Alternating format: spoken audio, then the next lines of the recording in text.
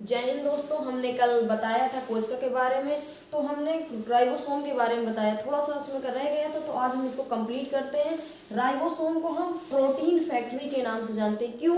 क्योंकि ये प्रोटीन बनाने का कार्य करता है। ये दो टाइप से होता है। कौन? एक 70S राइबोसोम और 80S राइबोसोम। 70S का मतलब होता है सेडिमेंशन कोफिशिएंट। अब आप आई होप आप समझ रहे होंगे कि सेडिमेंटेशन कोफिशिएंट का मतलब क्या होता है। ये साइज में नहीं बड़े होते, ये सेडिमेंटेशन कोफिशिएंट की वजह से ये बड़े होते हैं। जैसे कोई लिक्विड में भरा होता है, एक 70S प्रकार का राइबोसोम ले लो और एक 80S राइबोसोम ले लो। उसके बाद देखोगे एक या जल या लिक्विड में डालोगे तो जो पहले चला जाएगा उसका साइज बड़ा होगा, कहने का मतलब वो बड़ा होगा। तो इसमें आई होप आप समझ रहे होंगे कि 70S ये कम है और 80S ज़्यादा है। और ये 70S छोटे जीव जंतुओं में पाया जाता है और ये प्रोकैरियोटिक कोशिकाओं में पाया जाता है। प्रोकैरियोटिक कोशिकाएं यानी जिनको हम नग्न आंखों से नहीं देख सकते, नहीं कि आईडाई से, जैसे कि हमें माइक्रोस्कोप की देखने की जरूरत होती है। और बड़ी यूकैरियोटिक कोशिकाओं में पाई जाती है जिन्हें हम अपने आंखों से देख सकते हैं। इसके बाद हम बताएंगे आपको एंडोप्लाज्मिक रेटिकुलम। क्या? Endoplasmic reticulum. आगे चलिए बताते हैं क्या है एंडोप्लाज्मिक रेटिकुलम। उसको अंतःप्रदव्य जालिका बोलते हैं। क्या?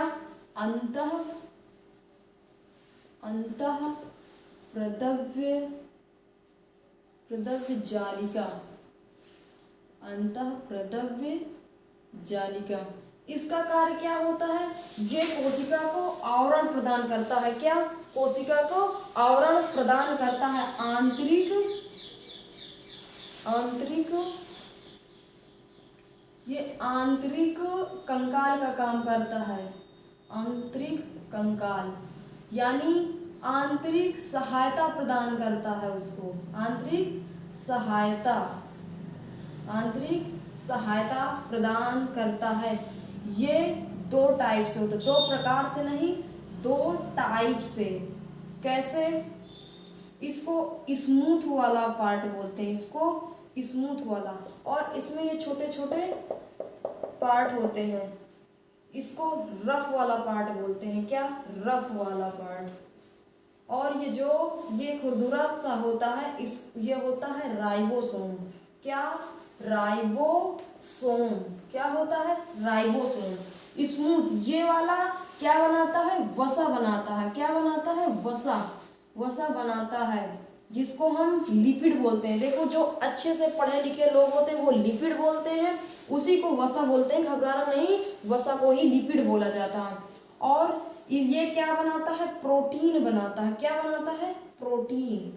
ये प्रोटीन ये नहीं, हम एक प्रकार से बोल सकते हैं कि ये जो इधर रफ वाला पार्ट होता है प्रोटीन बनाता है, लेकिन रफ वाले पार्ट में कौन? ये छिद्र हैं, ये राइबोसोम होते हैं। और राइबोसोम का हमने बताया कि प्रोटीन फैक्ट्री बोला जाता है, यानी वो प्रोटीन बनाता है। तो इसमें ये जो छिद्र हैं ये राइबोसोम होता है और ये राइबोसोम प्रोटीन बनाने का कार्य करता। और जो स्मूथ वाला होता है ये वसा बनाने का कार्य करता है।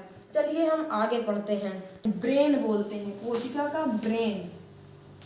ब्रेन ऑफ सेल, केंद्रक। इंग्लिश में इसको बोलते हैं न्यूक्लियस। क्या बोलते हैं? न्यूक्लियस। इसकी खोज किया था रॉबर्ट ब्राउन ने। कौन? रॉबर्ट ब्राउन ने। इसको हम ट्रिक से बताते हैं, इसका याद कैसे रखेंगे। केंद्रक, एक केंद्रक की तरह द्रक पृथ्वी में आता है। केंद्रक यानी अद्रक, ऐसे आ रहा। और अद्रक किस कलर की होती? ब्राउन कलर की। तो इसका आप क्या नाम दे सकते हैं? Robert brown. आई होप आप समझ रहे होंगे कि ये याद करने में आपको आसानी होगा, ये कोई वो नहीं है, लेकिन मेरे हिसाब से मुझे लगा कि जिस तरीके मैंने याद किया ठीक उसी प्रकार आप भी याद कर सकते हैं। तो केंद्रक की खोज किसने किया था? रॉबर्ट ब्राउन ने। और ये क्या कहता है? ये इसको ब्रेन ऑफ सेल कहते हैं, इसको सेल का ब्रेन बोलते हैं। क्यों बोलते हैं? देखिए, ये मान लिया हमारे ये कोशिका है, इसके अंदर क्या होता है? माइटोकॉन्ड्रिया। और क्या बताया था? Golgi car. और क्या बताया था? वैक्यूल्स यानी रसधानी। उसके बाद लाइसोसोम होता है, लाइसोसोम आपको बाद में बताते हैं। सेंट्रोसोम ये भी होता है, इसको भी बाद में बताएंगे। उसके बाद ER होता है एंडोप्लाज्मिक रेटिकुलम। अंतःप्रदव्य जालिका, इसके पहले हमने जो बताया। उसके बाद अभी ये क्या है?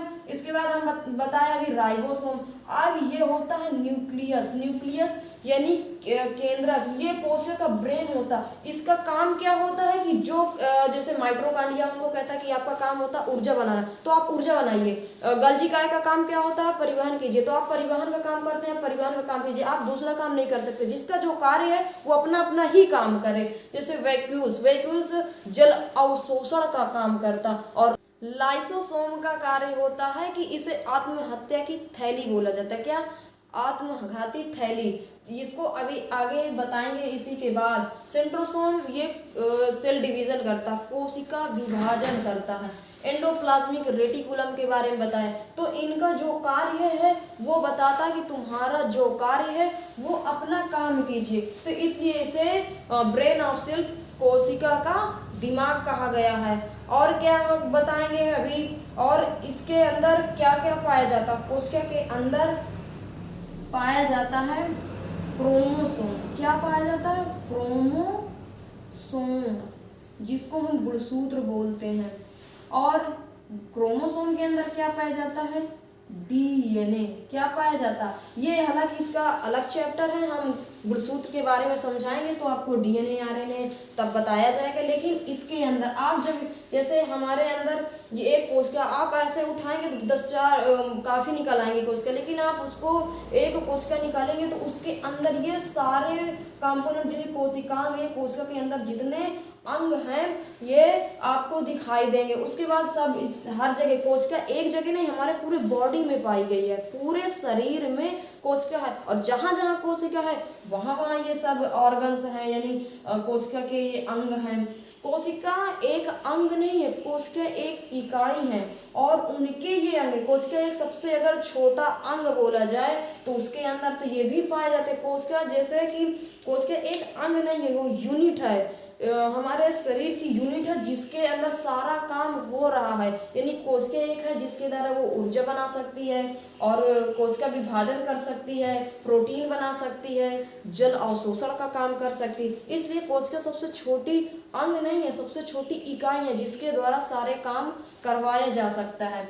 तो कोशिका के अंदर एक न्यूक्लियस पाया जाता है जिसे सेल ऑफ ब्रेन बोला, वो ब्रेन ऑफ सेल यानी कोशिका का दिमाग बोला गया है। और इसके केंद्र के अंदर क्रोमोसोम होते हैं, उसके अंदर डीएनए होते हैं। चलिए हम और आगे बताते हैं कि क्या क्या पाया जाता है। देखिए केंद्र के अंदर, अब अगर क्वेश्चन में आ जाए कि केंद्र के अंदर पाया क्या जाता है, तो केंद्र के अंदर ये जो प्रोटीन है, क्या प्रोटीन 80% पाई जाती है। क्या 80%। और डीएनए 10% पाया जाता, और बाकी 10% में अन्य तत्व पाए जाते हैं। क्या अन्य तत्व, 80% प्रोटीन और 10% डीएनए पाया जाता। चलिए इसके बारे में और आगे बताते हैं। चलिए इसके पहले हमने केंद्रक के बारे में समझा, अब बताते हैं तारक काय के बारे में। तारक काय को इंग्लिश में क्या बोलते हैं, हमने बताया तारक है, तारक काय को इंग्लिश में क्या बोलते हैं, सेंट्रोसोम। क्या, सेंट्रोसोम। इसका कार्य क्या होता है, सेल डिवीजन, कोशिका विभाजन करना। ये जहाँ जहाँ सेंट्रोसोम होता है वो धड़ाधड़ कोशिका विभाजन करता है। कितना, बहुत जल्दी। हमारे लीवर में सेंट्रोसोम कोशिका विभाजन, यह हमारे लीवर में सेंट्रोसोम पाया जाता है और ये कोशिका विभाजन बहुत ज़्यादा करता है। यदि कहीं उसका पार्ट, कोई किसी का लीवर खराब हो जाता है और उसको कोई लीवर डोनेट कर देता है तो वो अपना 100% उसको कंप्लीट कर लेता है। किसके कारण, सेंट्रोसोम के कारण। इसका कार्य क्या होता है, ये कोशिका विभाजन बहुत ज़्यादा कर देता। और हमारे दिमाग में ये जो न्यूरॉन होते हैं यहाँ सेंट्रोसोम नहीं होता। तो फिर देखिए कि अगर ये सेंट्रोसोम पाया नहीं जाता है तो फिर हमारे दिमाग में कैंसर क्यों हो जाता है, बोलते हैं ना ब्रेन ट्यूमर हो गया। तो ये 90% हमारे दिमाग में क्या पाया जाता है, न्यूरॉन। और न्यूरॉन में सेंट्रोसोम नहीं पाया जाता, लेकिन 10% गिलियल सेल पाया जाता। और गिलियल सेल में सेंट्रोसोम पाया जाता है। उसी के कारण ये वहाँ कोशिका विभाजन कर देता है, इसी कारण कैंसर हो जाता है। जैसे ये जो कोशिका विभाजन, देखिए किसी भी चीज़ का बहुत ज़्यादा बढ़ जाना या बहुत ज़्यादा घट जाना कमी कर देता है। यदि सेंट्रोसोम विभाजन बहुत ज़्यादा कर देगा तो आपको कैंसर हो सकता है, यदि कम करेगा तब भी बेकार है। हर चीज़ इस ब्रह्मांड में, यूनिवर्स में जो भी है सब एक सीक्वेंस से चल रहा है। ठीक उसी प्रकार किसी चीज़ का बढ़ जाना या घट जाना बहुत घातक हो सकता है, और यदि ज़्यादा ये बढ़ जाएगा तो कैंसर ला सकता है। और लीवर में यदि कोशिका विभाजन बहुत ज़्यादा होता है, चलिए इसके बारे में और आगे पढ़ते हैं डिटेल में क्या है। चलिए देखिए अब हम लाइसोसोम के बारे में बताते हैं। क्या लाइसोसोम, और लाइसोसोम की खोज किसने किया था? डी डुबे ने। कौन? डी डुबे ने। और इसमें लाइसोसोम में क्या पाया जाता है? जल अपघटन एंजाइम। क्या? जल अपघटन एंजाइम, इसको बोलते हैं हाइड्रोलाइटिक एंजाइम। ये कोशिकीय पाचन कर देता है। क्या? इसके अंदर इतना ज़्यादा क्या लिक्विड पाया जाता है जलघटन एंजाइम कि ये कोशिका का पाचन कर देता है। कैसे? यदि कोई कोशिका मर गई, अब जैसे हमने ऐसे मारा और हमारे यहाँ की 2-4 कोशिका मर गई तो वो सड़ जाएंगी, और सब सड़ जाएंगी तो फिर बेकार है। इसलिए जो लाइसोसोम होता है उसके अंदर जल अपघटन एंजाइम होता है, और ये वहाँ जाके ऐसे ऐसे करके फेंक देता है। उसके बाद वो कोशिकीय पाचन हो जाता है, अगल बगल की कोशिकाएं उसको भर लेती हैं, और इसे इसलिए इसको आत्महत्या की थैली बोलते हैं। ये क्वेश्चन में आ जाता है कभी ये कि पूछ लेता, आत्महत्या की थैली किसे कहते हैं? लाइसोसोम की। और लाइसोसोम की खोज किसने किया था? तो डी डुबे ने। और क्यों कहते हैं? तो ये कोशिका का पाचन कर देता है। ये सारे जैसे कि ये काम क्या करते हैं, कभी माइटोकॉन्ड्रिया आराम से बैठ गए, ये ऊर्जा नहीं बनाया, कह दिया हमको नहीं बनाना, या बोल दे वो परिवहन गोल्जी का करता है तो हम बोल दिया कि हम नहीं परिवहन काम करेंगे, या सेंट्रोसोम बोलेगा कि हम नहीं करेंगे कोशिका विभाजन। तो ये क्या होता है कि ये अपना हाइड्रोलाइटिक एंजाइम ऐसे छोड़ देता है उस पर, और ये मर जाते हैं। जब मर जाते हैं तो उसका ये क्या बोलते हैं, हाइड्रोलाइटिक एंजाइम से उसको अपघटन कर डालता है।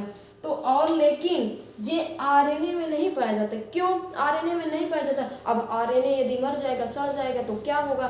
तो ये क्योंकि आरएनए का क्या होता है, टाइम 120 दिन होता, उसके बाद ये ब्लड खराब हो जाता। अब इसमें जब लाइसोसोम पाया नहीं जाएगा, ये खराब हो जाएगा, तो जाहिर सी बात है उस पर सड़न आ जाएगी।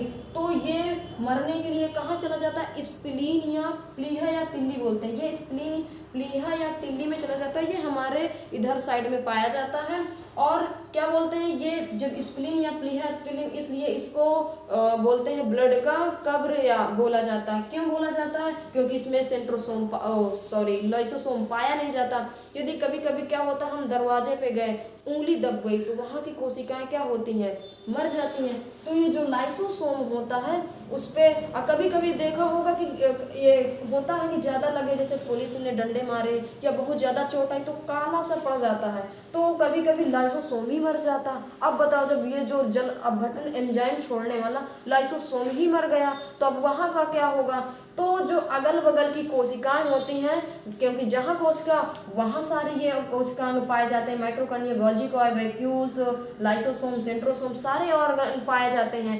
तो क्या बोलते हैं, अगल बगल की जो कोशिकाएं होती उसमें का जो लाइसोसोम होता वो देखता है कि लाइसोसोम ये यहीं का मर गया, तो वो अपने की जो लाइसोसोम होता अपने आप को देखता है, अपनी कोशिकाओं में वो अपना सब ठीक ठाक काम कर रहे हैं, तो अपना जो ये हाइड्रोलाइटिक एंजाइम है उन पे छिड़क देता है, और वहाँ के धीरे धीरे फिर वो जो काला सा होता है वो ठीक होने लगता है। तो ठीक इसी प्रकार हमने ये लाइसोसोम के बारे में पढ़ा कि डी डुबे ने खोज किया था। इसमें जल अपघटन एंजाइम पाए जाते हैं जिसे हाइड्रोलाइटिक एंजाइम बोला जाता है। ये कोशिका का पाचन कर देता है, जैसे माइटोकॉन्ड्रिया या कोई भी उस ऑर्गन का चोट लगी वो हो गया तो ये क्या करता है, जल अपघटन एंजाइम छोड़ देता है और उसका पाचन कर डालता है, इसलिए इसका आत्महत्या की थैली बोला जाता। और ये आरएनए में नहीं पाया जाता, इसलिए जब ये 120 दिन का इसका कार्य होता है उसके बाद ये ब्लड खराब हो जाता है तो ये स्प्लीन, प्लीहा या तिल्ली में चला जाता है, इसलिए इसको कब्र या बोलते हैं कब्रगाह। तो चलिए हम आगे बताते हैं जीव द्रव्य के बारे में। तो चलिए अब जीव द्रव्य के बारे में समझते हैं। चलिए हम अब जीव द्रव्य के बारे में समझते हैं। जीव द्रव्य को प्रोटोप्लाज्म बोला जाता है, इंग्लिश में जीव को प्रोटो, द्रव्य को प्लाज्मो। ये कलरलेस होता है यानी रंगहीन, इसमें रंग नहीं पाया जाता और इसमें जल 80% होता है। ये जैसे कि हमारे कोशिका के अंदर सारे वो होते हैं माइटोकॉन्ड्रिया यानी सारे कोशिकांग पाए जाते हैं। अब इनमें ये लिक्विड भरा होता है। क्यों भरा होता है? जीव द्रव्य क्या है इसके बारे में ही समझते हैं। जैसे कि अब माइटोकॉन्ड्रिया का जो स्थान है, अब लाइक ये सारे एक जगह पार्टिकुलर सब का स्थान स्थायी है।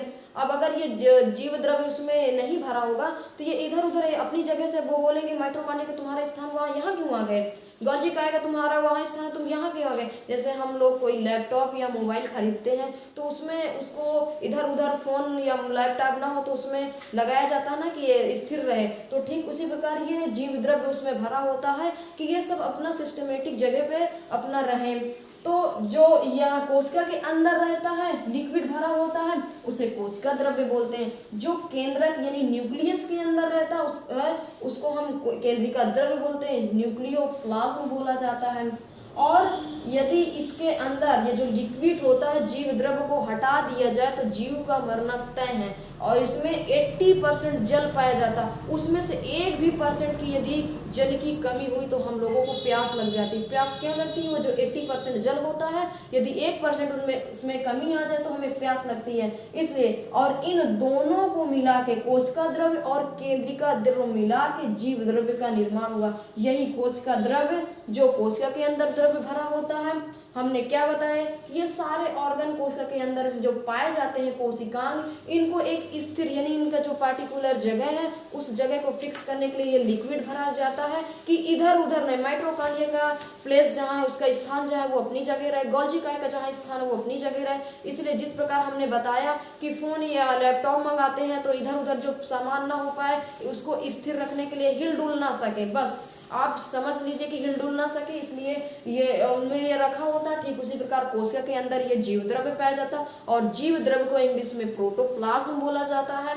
ये कलरलेस होता है यानी इसमें कलर नहीं पाया जाता, इसमें 80% जल पाया जाता है। और इन दोनों को मिला के कोशिका द्रव्य और केंद्र का द्रव्य मिला के वो जीव द्रव्य का निर्माण होता है। चलिए आज की वीडियो यहीं तक। आई होप आपको हमारा पढ़ाया हुआ समझ में आया। यदि हमारा पढ़ाया हुआ समझ में आया तो कमेंट कीजिए, लाइक कीजिए और शेयर करिए, सब्सक्राइब करना ना भूलें जिससे हमारी अगली वीडियो आप तक पहुंच सके। जय हिंद। आप